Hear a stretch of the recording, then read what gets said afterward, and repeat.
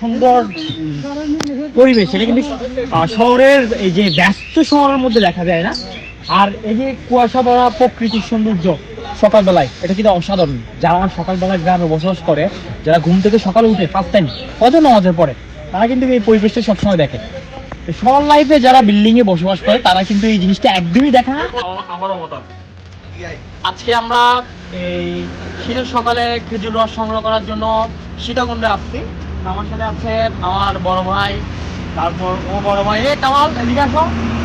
তো যার মাধ্যমে আমরা আসলে খেজুরের রস সংগ্রহ করেছি, সে হচ্ছে আমাদের এই ছোট ভাই তৌহিদ। দেখতে বড় হলেও কিন্তু বয়সে কিন্তু অনেক ছোট। আমাদের খেজুর রস, পিওর খেজুরের রস। আর আমরা গাছ থেকে সংগ্রহ করেছি কিছু বড় বড় মাধ্যমে।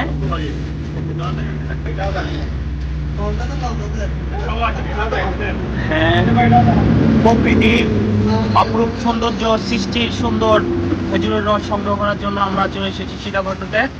ভোরের সকাল, সুন্দর একটা দিন। আজকের দিনটা আশা করি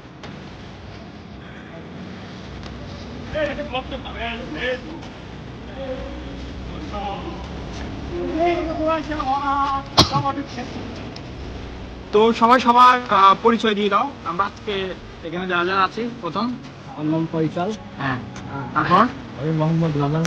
আমার নাম কামাল হোসেন।